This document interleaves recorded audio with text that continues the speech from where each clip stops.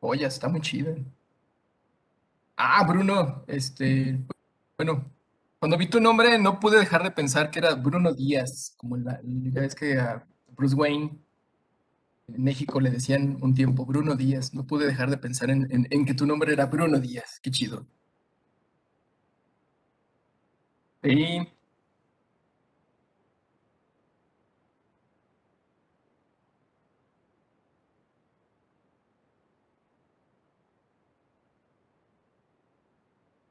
está muy, muy, muy buena, muy chido.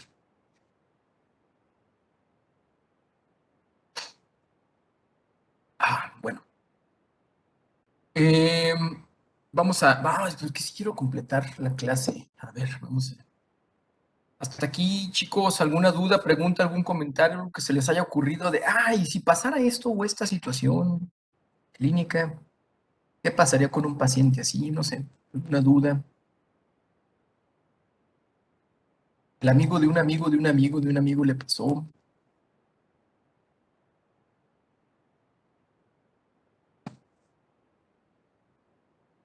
Bueno, el 90% es muy importante porque representa la comorbilidad. Cuando se ha hecho en estos estudios de autopsias psicológicas, en los pacientes que tuvieron un comportamiento suicida y se hace esta autopsia, se encontró que en el 90% de los casos había en comorbilidad un trastorno mental.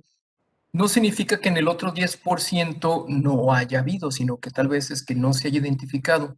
Ahora, otra cosa también que está pasando interesante, tal vez no aquí tanto aquí en Aguascalientes, pero sí en otros lugares de la República, es donde muchos suicidios realmente no son suicidios, sino que son homicidios, pero que son, eh, se ponen o se colocan como una forma de suicidio. Entonces, especialmente mucho feminicidio, mucha muerte de muchas personas, particularmente de mujeres, en donde se plantea o de que, fue un suicidio. Y no, realmente había sido un feminicidio, pero se modificó de tal manera para hacerlo parecer como un suicidio, especialmente aquellas personas en las cuales no había habido un antecedente de un comportamiento suicida, donde no había habido una comorbilidad de algún trastorno mental o algo así por el estilo, así como que diríamos, pues, como que algo está raro aquí, ¿no? Y entonces son esos casos que vale la pena investigar qué está pasando ahí, porque no necesariamente tiene que haber un trastorno mental o no, pero muchos de ellos realmente ni siquiera fueron suicidios. A ver, estos dados. Mm, esto es de una plática, yo había leído que generalmente las mujeres buscan maneras de suicidarse menos dolorosas que los hombres y me quedé pensando igual y por eso ellas tienen menos tasa de mortalidad de los hombres. Sí, Karen, sí, de hecho, voy a comentar algo. Así me dijo una paciente y tiene mucha razón, una chica, que me dijo, Doc, es que yo he pensado matarme y sí quiero morirme y sí, pero no quiero quedar como un cadáver todo feo colgando, que todos los líquidos de mi cuerpo terminen fluyendo y saliendo, salir hinchada. O sea, yo quiero morirme, pero quiero morirme hermosa. O sea, entonces por eso la idea de tomar medicamento o cortarse. Entonces, hasta la cuestión estética, ¿no? En este caso, con esta paciente, por lo menos ahí jugó un papel importante para no optar por el ahorcamiento. Y dije, bueno, pues, está bien, está bien. Entonces, sí, sí, Karen, sí tiene mucho razón de eso. Además, la cuestión es que tiene que ver la, la cuestión también tiene que ver no solamente con la letalidad, sino con la agresividad. Y el hombre, por esencia, el hombre tiende mayor, culturalmente, socialmente, y hasta tendríamos que cuestionar si biológicamente, una mayor tendencia a la impulsividad y a la agresión. Entonces, volvemos al punto de que el suicidio pues, es un acto violento y agresivo contra uno mismo, eh, y entonces el hombre también, por esa mayor tendencia, pues va a ser más agresivo también contra sí mismo, y por eso la tendencia a esta impulsividad mayor a poder optar por formas de suicidio mucho de mayor letalidad. Sí, yo también estoy de acuerdo con eso, Karen. Mm, ahora como todo es COVID, bueno, ya está bajando de moda. El, como todo es COVID, entonces también la pregunta es, ¿y el COVID y el suicidio? Pues la respuesta es que realmente no ha habido hasta el momento, un gran impacto del COVID respecto a la tasa de suicidios. Sí hubo mayor impacto de COVID, eso sí, sobre la parte del consumo de drogas y sustancias, sí incrementó bastante, sobre la violencia intrafamiliar también, pero sobre la cuestión ya per se del comportamiento suicida, no ha permeado, no se ha visto hasta qué punto.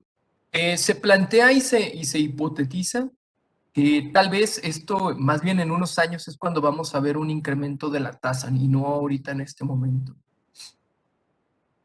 Yo había aquí la psicóloga Edith Hermosillo, me hizo el favor, ella está muy metida en la parte del ICEA y también ahí del área de psicología de la Universidad Autónoma de Aguascalientes, y ella me hizo el favor de pasarme estas estadísticas de las muertes por suicidio del 2019 a lo que había sido el 2021. Y aquí está en rojo lo del 2021 y hasta lo que había sido en junio, mayo, abril. Ya después agosto pues se va al carajo, se va abajo porque julio y agosto pues porque todavía no habían tomado como las cifras, ¿no? Por eso. Eh, pero están a la par, realmente ni subieron. Ahí por ahí junio subió un poquito, mayo bajó, marzo incluso estuvo mayor. O sea, la verdad es que no, ni siquiera es como que decir, pero la tasa se ha mantenido prácticamente igual. Entonces, esta parte de COVID, suicidio, no podemos. Aspecto neurobiológico, chicos, no quiero entrar tanto en discusión aquí porque es bastante complejo, pero, y además acabamos de verlo de la parte de la depresión, pero aquí se ha visto que en las personas que han tenido mayor esta tendencia hacia el comportamiento suicida, particularmente es donde se ha visto la disfunción de lo que es en los niveles del funcionamiento de la serotonina, que ya vimos cómo en la depresión es muy importante como esta comorbilidad sobre GABA, que como ustedes saben, pues GABA pues, es el principal neurotransmisor inhibitorio del sistema nervioso central, dopamina y de la hiperfuncionalidad del eje hipotálamo hipófisis adrenal. Aquí yo lo que quiero hacer más énfasis es en la parte obviamente de la serotonina, porque la serotonina, ya vimos que serotonina y dopamina, pues ahí tienen que ver mucho con la depresión, pero aquí particularmente la serotonina es la que juega un papel más relevante.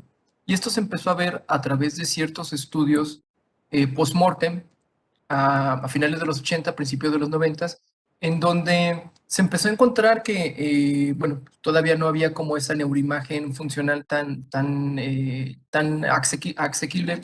Entonces se empezó a hacer estudios en cadáveres de aquellas personas que habían fallecido por un suicidio, particularmente aquellas con suicidio de tipo violento, y en donde se empezaba a encontrar que a nivel del líquido cefalorraquídeo había una disminución de este ácido 5-hidroxindolacético, que es o del ácido homovalínico, que pues al final y al cabo son sustancias que son relacionadas bioquímicamente con lo que es la serotonina. Entonces se hipotetizaba que al hecho de haber niveles bajos de estos, pues la persona realmente también estaba teniendo a nivel central, a nivel cerebral, niveles bajos de la serotonina. Y entonces aquí fue como se empezó a ver o replantear de que también tenía que ver con alteraciones a nivel bioquímico, sociales y del comportamiento con la presencia de estos comportamientos que pasa en el individuo.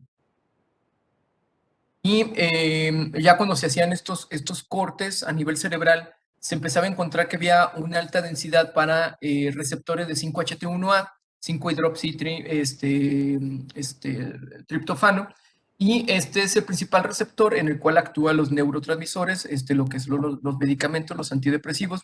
Y ya habíamos visto, ¿se acuerdan de la clase de depresión? Que este incremento de los receptores es como un incremento compensador de esta área cerebral, particularmente de las neuronas postsináptica, que al haber poca cantidad de serotonina o una serotonina chafita, entonces lo que hace el cerebro es tratar de compensar al incrementar el número de receptores y un aumento de la densidad, también de otros receptores, porque para la serotonina existen muchos diferentes tipos de receptores, tanto el 5-HT1A, que es donde el más importante, y el 5-HT2, que se ha visto que es un poco más importante para la regulación y contrarregulación del sistema GABA. Entonces encontramos una persona deprimida y una persona que está también con la tendencia a impulsividad y altos niveles de ansiedad. Y todo esto en conjunto pues lleva a lo que es a la mayor presencia de un comportamiento suicida. Por lo menos esto visto desde el ámbito de la neurobiología.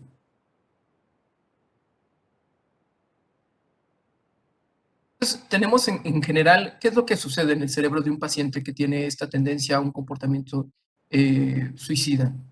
Es un tono amigdalino incrementado, ya alguien por ahí comentó amígdala BAI, sí, exactamente. Un bajo tono de actividad de GABA, o sea, esta parte de GABA no está haciendo su chamba de forma correcta y la persona pues no tiene esta capacidad como de tranquilizarse o calmarse a sí mismo. Y una disfunción prefrontal que, como ya habíamos visto algunos de sus compañeros que expuso sobre los síndromes orbitofrontales, en donde vemos una persona que tiene mayor tendencia a impulsividad. Esta disminución del tono amigdalino, o no, perdón, este incremento del tono amigdalino tiene mayor agresividad e impulsividad, la alteración de GABA sobre ansiedad y disfunción prefrontal, pues alteración del control de los impulsos, y pues todo esto en conjunto, todas estas alteraciones se llevan hacia lo que es la parte del incremento del comportamiento suicida. Ojo, y aquí es donde los medicamentos, cuando preguntan, oye, ¿y existe algún tratamiento o algún medicamento para el comportamiento suicida? Pues en teoría sí, porque si estamos encontrando todas estas alteraciones y disfunciones, en teoría un medicamento que particularmente que esté planteado en control de serotonina, volvemos a hacer alusión, ¿se acuerdan de los medicamentos que le había comentado a ustedes sobre sertralina y citalopram? En teoría podrían bajar esto. En el 94 salió un estudio en donde se planteaba y se le puso por parte de la FDA una etiqueta negra a los antidepresivos, en donde se comentaba de que el uso de los antidepresivos incrementaba la presencia de comportamiento suicida. No sé si ustedes alguna vez hayan escuchado algo de eso. Pero ese fue un estudio con una metodología muy inadecuada y además en donde se usó medicamentos en dosis inadecuadas, puestos en forma inadecuada, como el paciente que me mandó el mensaje en la madrugada que se tomó una tableta de sertralina que le pudiera ayudar mucho en los aspectos de ansiedad, pero al tomársela mal, al empezar con dosis alta, lo que sintió fue ansiedad paradójica. Entonces, esta ansiedad probablemente hay pacientes que se sienten mal y al tomar el medicamento en dosis altas, en lugar de ayudarles al principio, los hace sentirse peores. Por eso, chicos, son medicamentos muy seguros, son medicamentos muy nobles, pero sí se tienen que empezar primero en una dosis bajita, porque si no, existe la mayor tendencia a efectos secundarios y que pasa como este paciente que a las 3:30 de la mañana anda mandando mensajes diciendo que se sintió mal porque se echó unas tabletas de sertralina, intentándose sentirse mejor, pero pues paradójicamente pasó todo lo contrario.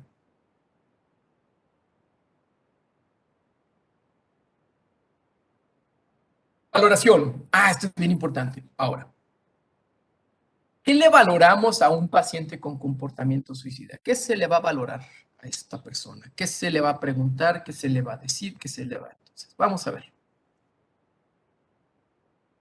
Chicos, vamos a detenernos aquí, vamos a quedarnos un ratito aquí con esta escala. Esta escala es una escala que se llama escala de Sad Persons. Esta escala, ¿y por qué? Porque aquí vamos a ver muchos de los elementos importantes respecto al comportamiento suicida, pero también aquí vamos a través de esta escala, a determinar de forma muy sencilla, muy práctica, a través de un puntaje, cuál es el riesgo de suicidio de un paciente. Esta escala es una escala que ya hay que cambiar algunas cosas, pero es una escala que me gusta mucho porque para la cuestión didáctica funciona muy bien para hablar de algunas cosas. Existen otras escalas mucho más modernas, existen un chorronal de escalas, pero esta es muy sencillita y más que nada porque aquí vamos a hablar de varias cosas. Entonces, entonces llega un paciente frente a nosotros y este paciente pues trae ideación suicida. Doctor, me quiero matar y me quiero morir. Ok. Entonces yo saco mi escalita y voy viendo. Y por cada punto positivo o por cada cosa que el paciente tenga, pues le doy su puntito. Y entre más puntos tenga, pues más es el riesgo suicida. Primer punto. ¿El paciente es hombre? Ajá, sí, sí es hombre. Ok, entonces ya le doy un punto. ¿Por qué? Porque como ya vimos ahora, las estadísticas que nos maneja el INEGI y hasta además los aspectos biológicos, aspectos culturales, pues también tienen que ver con el hecho de que el hombre se mata o tiene intentos o suicidios consumados 5 veces a 1 por mujeres respecto a la mujer. Entonces, si es hombre, ya tiene su puntito. Edad. Aquí sí hay que hacer un cambio. Aquí la edad, el punto lo daríamos si la persona tiene de 19 a 28 años. También el punto se debe de agregar si son menores de edad. ¿Por qué? Porque toda esta cuestión neurobiológica, toda esta parte de control de impulsos, tiene que ver con el hecho de que una persona cuando ya está en mayoría de edad, ya tiene en teoría, una personalidad ya formada y definida y que esa personalidad o estilo de afrontamiento de su personalidad le permiten solventar situaciones de estrés o de frustración. Pero un menor de edad, su corteza frontal todavía se encuentra muy inmaduro, entonces por eso pasa con los pubertos de que cuando se sienten frustrados o cuando hay alguna situación adversa, como todavía no tienen esta parte de su corteza frontal bien desarrollada, les cuesta mucho trabajo hacer frente o tolerar la frustración de esa situación.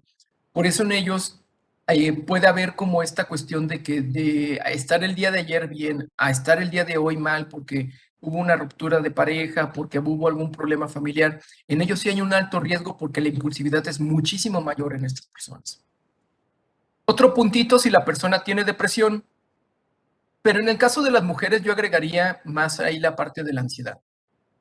Pero vamos a poner que este sea un chico de 28 años, hombre, masculino, le damos punto, punto. ¿Trae depresión? Sí, sí cumple criterios para depresión. Este es bien, la P es de la presencia de intentos previos. Este es un elemento bien importante porque al momento de preguntar en la entrevista, oiga, doc, traigo ideación suicida, he pensado en quererme matarme, morirme, ya. Y la pregunta, pues, que se hace es, oye, ¿y ya anteriormente había pasado algo de esto? No, pues sí, sí había tenido ya ideas. ¿Y alguna vez has intentado hacerlo? Eh, no, o sea, sí lo había pensado, Doc, pero no. Aquí quiero aprovechar también para meter otro concepto que se llama el de los pensamientos protectores.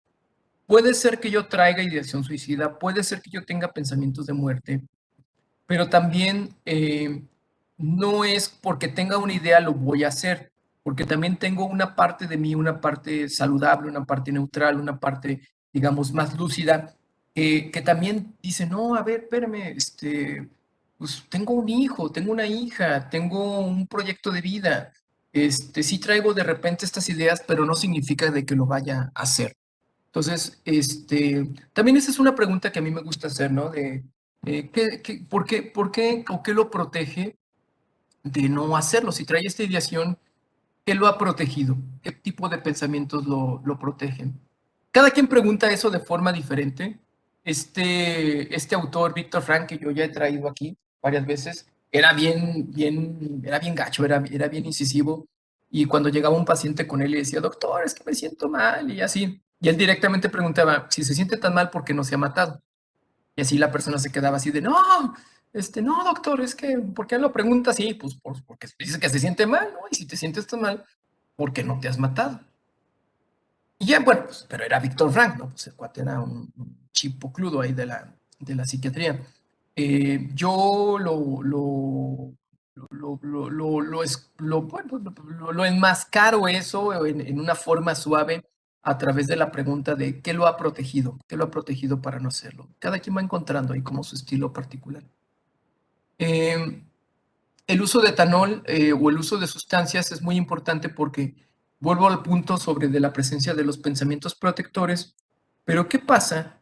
¿Qué pasa cuando estamos frente a una persona que esos pensamientos protectores, cuando está intoxicado uno con alcohol, se inhiben? Esos pensamientos protectores se van y esos pensamientos protectores abandonan a la mente y entonces se queda y es más factible que pudiera haber la presencia de estos comportamientos suicidas. Entonces es muy importante eh, esta parte de, y vuelvo a hacer alusión a que la mayor parte de los suicidios los comportamientos suicidas, por lo menos aquí en México y en Aguascalientes, la persona estuvo bajo el efecto de alguna sustancia.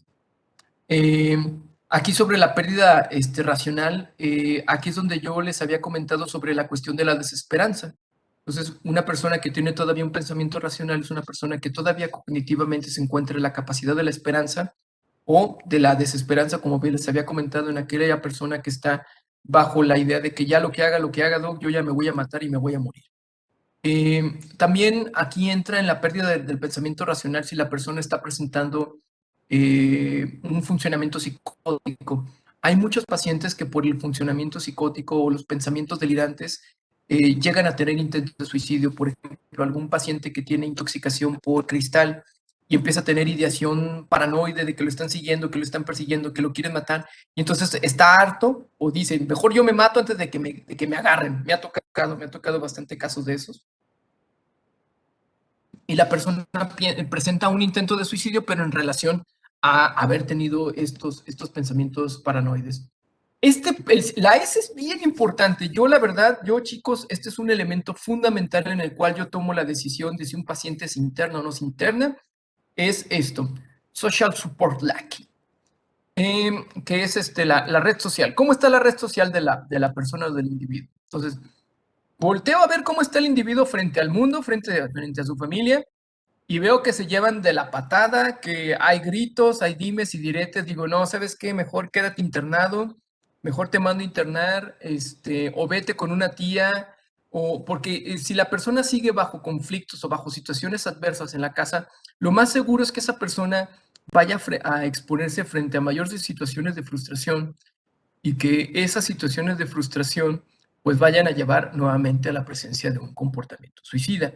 Entonces, me ha pasado donde veo pacientes que realmente tienen una ideación, incluso tienen un plan, pero tienen una muy buena red de apoyo. Realmente hay una familia que está ahí detrás, que van a estar al pendiente de que el paciente se pueda tomar su tratamiento o su medicamento, que están al pendiente, que pueden hacer incluso un marcaje personal.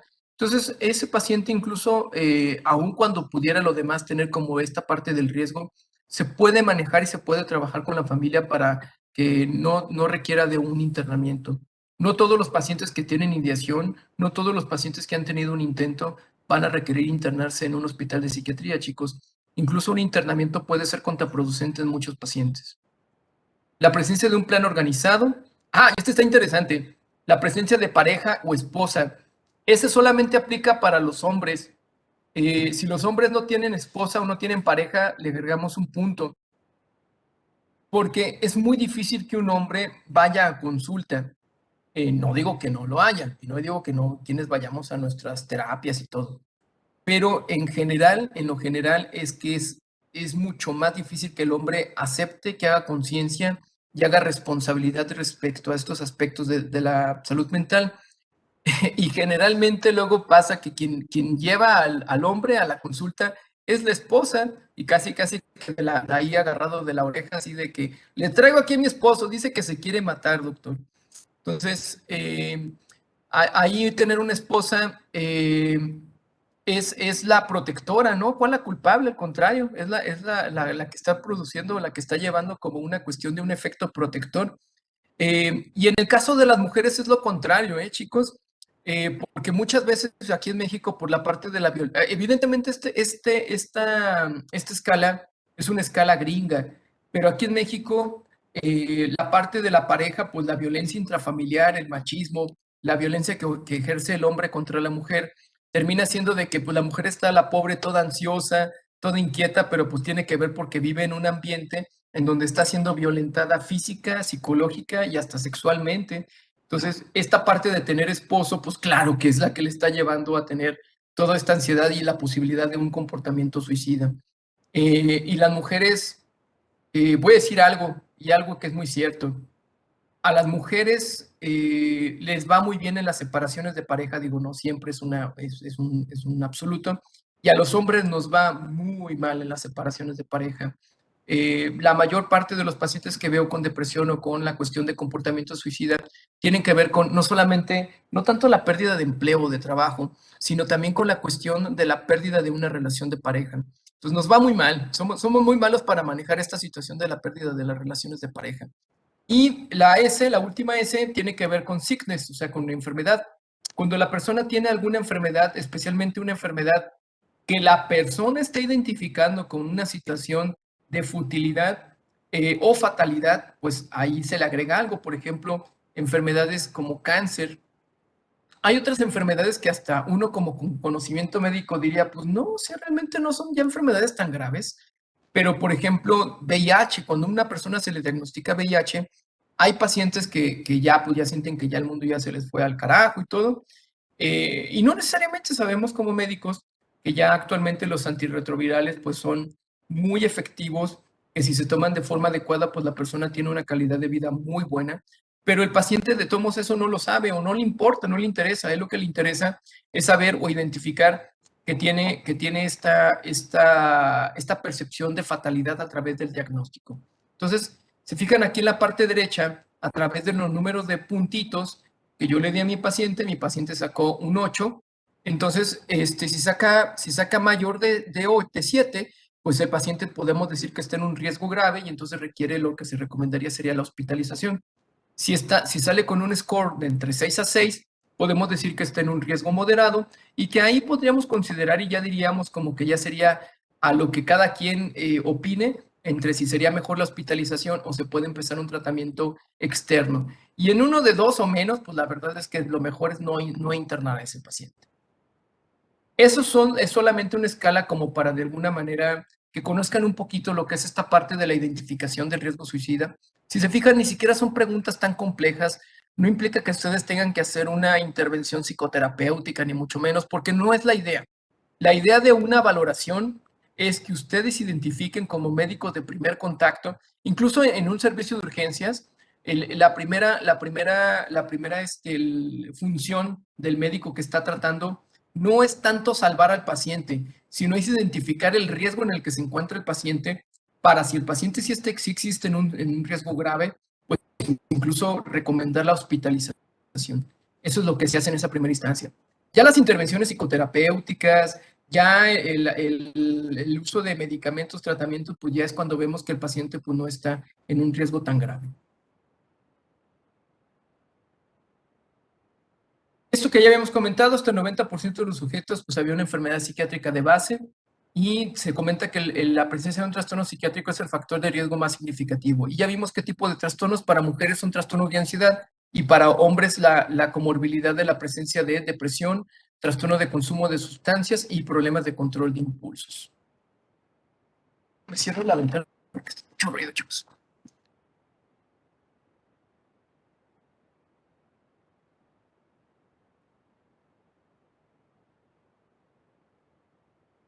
Bien, chicos, hasta aquí alguna duda, alguna pregunta, algún comentario, alguna situación que les gustaría que comentáramos.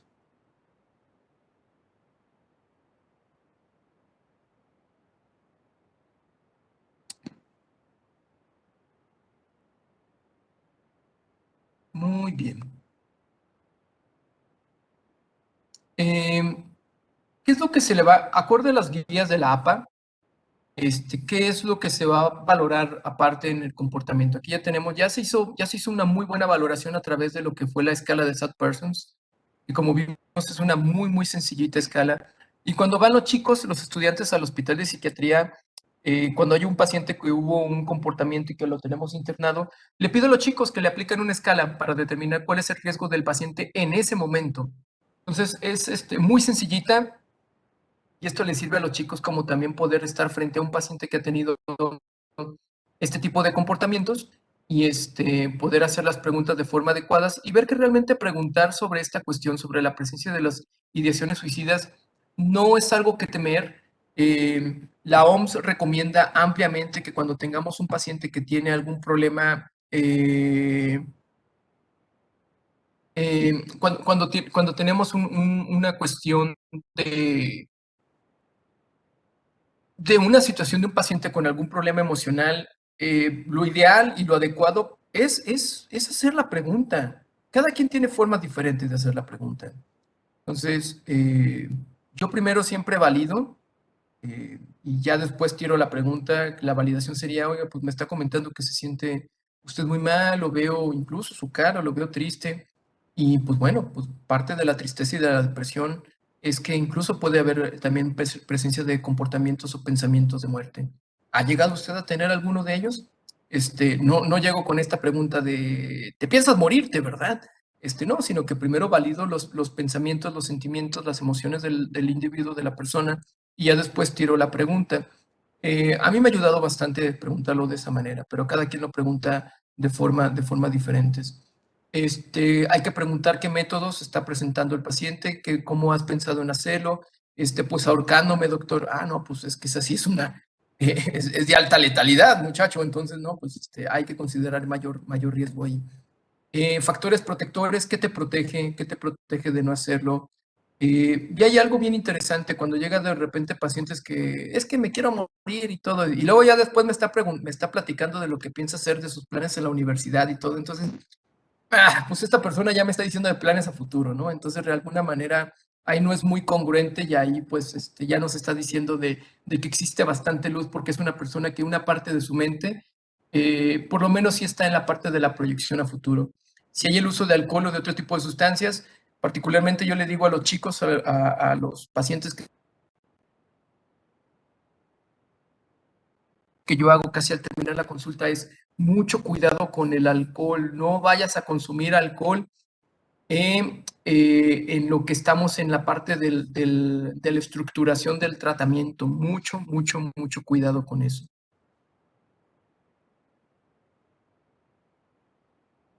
Esto lo va a saltar, bueno, lo del trastorno depresivo, esquizofrenia, sí, ya iremos viendo la parte de esquizofrenia, pero esto ya lo vimos prácticamente pues en lo que fueron de las primeras diapositivas.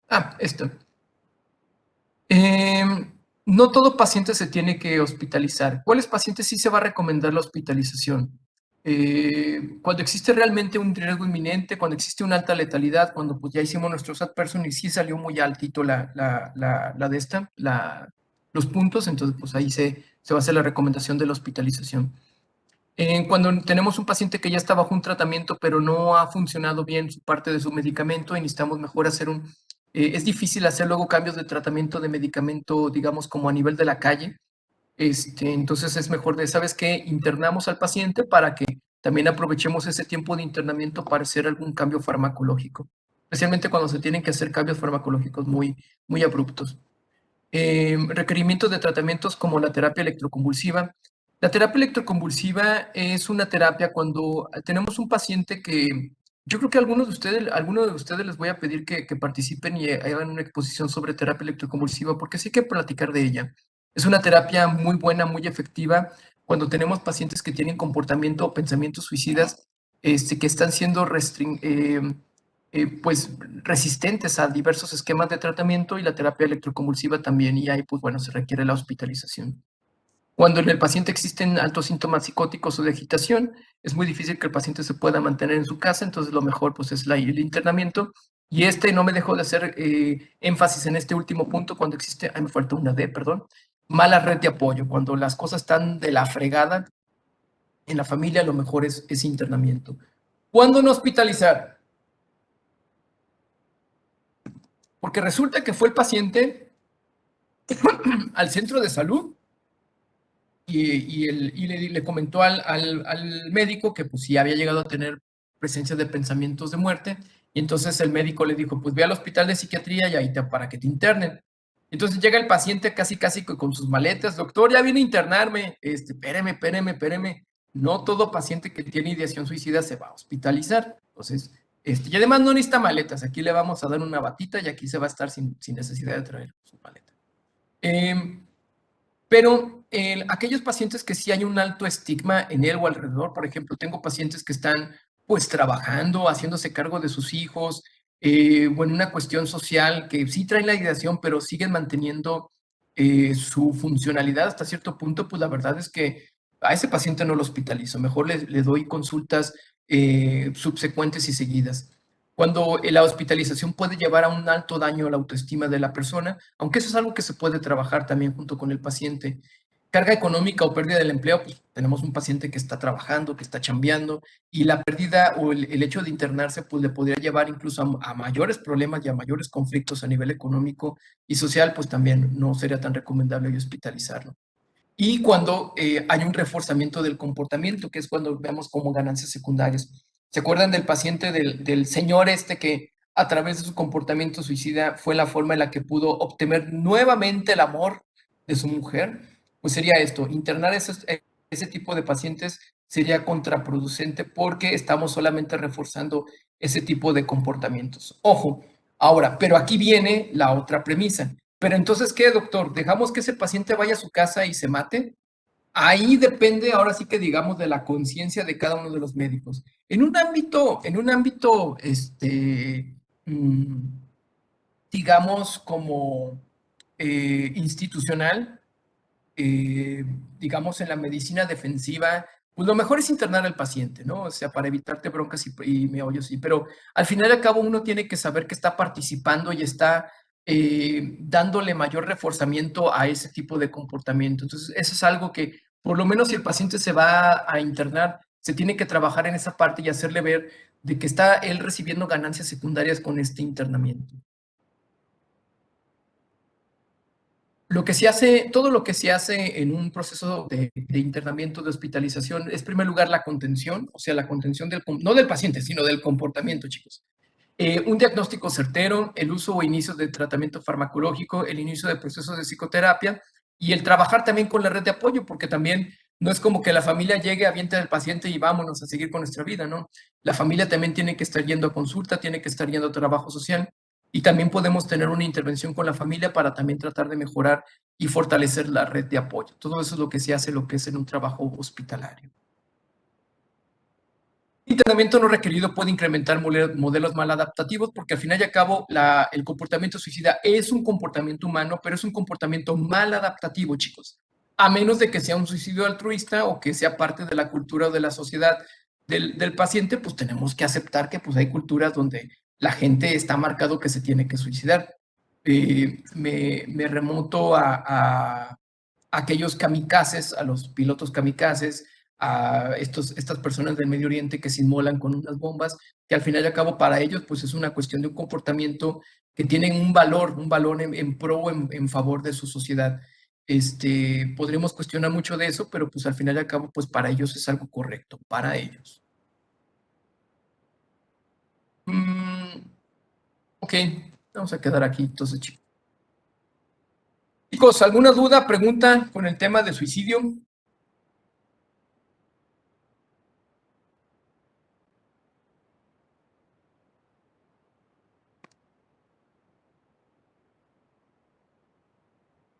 Como que todo bien. Este tema es para mucha pregunta. Dado que si pasa esto, bueno. Pero bueno. Ok, chicos, entonces vamos a quedar aquí la clase. Si no hay dudas, preguntas, comentarios. Y si no, y si hay dudas, preguntas o comentarios que tal vez no quieran hacer. Por aquí yo pongo mi número de teléfono, como siempre. Duda, pregunta, pues ahí con todo gusto me pueden hacer llegar comentarios, dudas o lo que requieran. Pues, próxima clase vamos a ver el tema de ansiedad. La ansiedad. Todo en relación también aquí con la parte yo creo que vemos ansiedad y ya pasamos a ver esquizofrenia después. ¿Por qué te dan ganas de comer chocolates cuando te sientes mal? Preguntan por ahí. Hay algo que se llama, aquí pregunta alguien, buena pregunta, ¿por qué dan ganas de comer chocolate cuando uno se siente mal? Son actitudes compensatorias. Hay algo que se llama alimentación emocional. Nosotros comemos por tres causas o los alimentos son para tres situaciones específicas. Uno, por nutrición, dos, por placer y tres, por cuestión social. Y bueno, cuarta es para embarrárselo al cuerpo de la pareja cuando uno está pues, en una situación ahí eroticona. Pero bueno, eso seríamos, en general son las tres primeras. Pero existen otras cuestiones que se le dan a la comida, que es como el caso de la alimentación emocional. Cuando estamos, eso lo vamos a ver en el tema de ansiedad. Cuando estamos bajo situaciones de frustración y no estamos logrando resolver o solventar esa situación de frustración, nuestra mente empieza a crear actitudes compensatorias para tratar de manejar esa situación de malestar. Entonces la gente empieza a mover los pies, empieza a morderse las uñas, empieza a arrancarse el cabello, le dan ganas de consumir, le dan ganas de fumar, o en este caso, les da ganas de comer. Entonces tenemos personas que están comiendo, pero por emociones, cuando se siente frustrado, cuando se siente aburrido, cuando se siente enojado. Y entonces, aparte, se vuelve un círculo vicioso porque aparte como chocolate y el chocolate está rico y el chocolate libera endorfinas y el chocolate libera dopamina a nivel del núcleo accumbens. Y entonces, no solamente estoy como moviendo mi foco de atención de la ansiedad o del estrés hacia un alimento, sino que aparte ese alimento está siendo placentero. Entonces se forma un circuito de placer y de recompensa. Y entonces cada vez que yo me sienta mal o frustrado, lo primero que me va a decir mi cerebro es, ya en ese circuito ya bien conformado, es ve y cómete un chocolate. ¿Sí? Entonces tiene que ver con la cuestión de la alimentación emocional. Y los que dejan de comer por situaciones de estrés. Eso es la primera instancia. Lo de comer por emociones es cuando ya se conformó un círculo, pero digamos que ya se conformó un comportamiento.